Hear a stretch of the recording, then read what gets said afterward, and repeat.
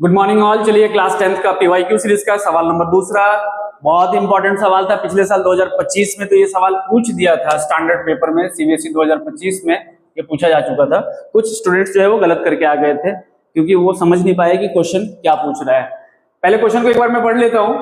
Vijay invested certain amounts of money in two schemes A and B which offer interest at the rate of 8% per annum and 9% per annum respectively. He received rupees 1860 as the total annual interest. However, had he interchanged the amounts of investment in the two schemes, he would have received rupees 20 more as annual interest. How much money did he invest in each scheme? Question simple था, लेकिन यहाँ पे सिर्फ एक ही यहाँ पे complication थे कि यहाँ जो इंटरचेंज की जो बात हो रही है, कुछ बच्चे जो है वो रेट इंटरचेंज करके आ गए थे। यहाँ अमाउंट इंटरचेंज की सिर्फ बात हो रही है। बहुत इजी सवाल था, वन बाय वन स्टेप में मैं आपको समझाऊंगा, लेकिन उसके पहले मैं क्वेश्चन एक बार अच्छे से समझा दूं क्योंकि वो क्वेश्चन कहना क्या चाह रहा है।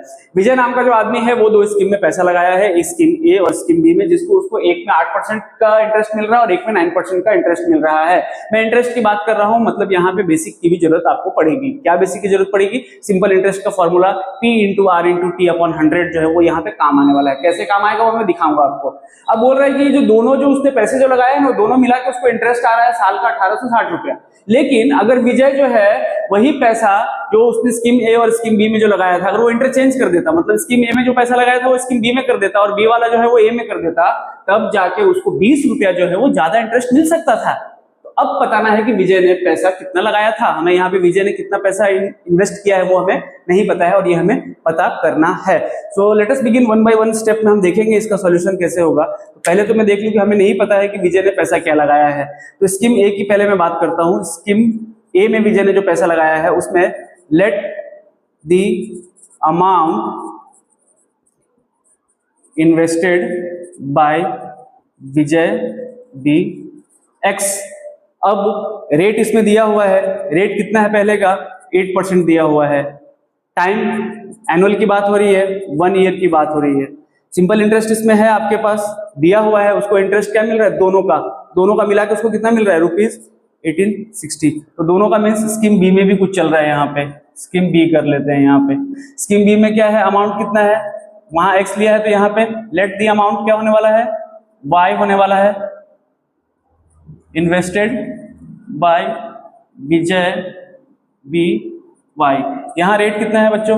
9% रेट है। टाइम तो यहाँ भी 1 ही है और यहाँ का सिंपल इंटरेस्ट, ये जो सिंपल इंटरेस्ट दोनों को मिला के दे रहा है। मतलब अब हमें इक्वेशन कैसा बनाना है, तो जरा देखेंगे। एसआई का फॉर्मूला आपके पास जो है वो P into R into T upon 100 होता है। तो यहाँ पे प्रिंसिपल अमाउंट तो हमने जो पहला है विजय का स्कीम ए वाला हमने एक्स लिया हुआ है और इंटू 8, टाइम तो 1 है तो करने की जरूरत है और यहाँ पे आ गया 100। अब यहाँ पे एसआई कितना दिया हुआ है? इसको जो मिल रहा है 1860 मिल रहा है। तो 1860 के 8x अपॉन 100 और यहाँ पे जो विजय का जो हो रहा है वो क्या है? यहाँ पे ऐसा ही देखेंगे तो क्या हो जाएगा? P into R into T upon 100 यहाँ भी हो रहा है। तो यहाँ कितना हो रहा है उसका? 9y अपॉन हो जाएगा 100। तो ये दोनों मिलके हो रहे हैं उसके, दोनों मिलके उसके कितने हो रहे हैं? ये बन रहे हैं। ये मेरा क्या हो गया? इक्वेशन 1 बन गया। जरा इसको और सिंप्लीफाई करेंगे तो आप देखेंगे कि अगर पूरे के पूरे इक्वेशन को अगर मैं 100 के साथ अगर मल्टीप्लाई कर देता हूं तो आपके पास यहाँ पे क्या आने वाला है? 18600 इज इक्वल टू होने वाला है 8x प्लस यहाँ पे 9y। ये आपका हो गया 1, यहाँ लिख सकते हो आप। दूसरा जो इक्वेशन जो दिया हुआ है, क्या बोल रहा है कि यही पैसा अगर विजय जो है क्या किया होता? चेंज कर दिया होता। रेट चेंज नहीं हो रहा है, विजय सिर्फ क्या कर रहा है? इन्वेस्टमेंट का जो पैसा है वो क्या कर रहा है? चेंज करना है। मींस यहाँ पे विजय ने जो एक्स जो अमाउंट जो इन्वेस्ट किया है, अब मान लेंगे कि यहाँ पे जो है विजय का क्या है? ये y हो जाएगा और यहाँ पे क्या हो जाएगा? x हो जाएगा। तो क्या बनेगा इक्वेशन? बहुत सिंपल इक्वेशन है। सेकंड केस का मैं देखूं, यहाँ मैं लिख लूं जरा सेकंड केस में, तो यहाँ पे अमाउंट सिर्फ चेंज हो रहा है, सिर्फ अमाउंट चेंज हो रहा है। तो स्कीम ए में क्या हो जाएगा?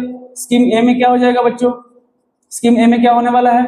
y होने वाला है और स्कीम बी में क्या होने वाला है? x होने वाला है। यही चेंज हो रहा है। रेट तो उसका फिक्स है, मतलब यहाँ पे कितना है? 8% और यहाँ पे कितना है? 9%। सेम चीज वापस अगर मैं इसको यहाँ पे करूं तो यहाँ पे एक और चीज बोल रहा है कि 20 रुपया वो ज्यादा ले रहा था, 20 रुपया ज्यादा ले रहा था। मतलब यहाँ पे तो उसका इंटरेस्ट जो है वो 1860 प्लस ₹20 उसको और मिल रहे थे। तो यहाँ पे उसका टोटल कितना हो जाएगा? 1880। तो अब कैसा बन जाएगा? अब जरा फटाफट अगर करेंगे, देयरफॉर 1880 880 इज इक्वल टू, अब यहाँ पे क्या बन जाएगा बच्चों, यहाँ पे क्या बन जाएगा 9x upon 100 plus 8y upon 100।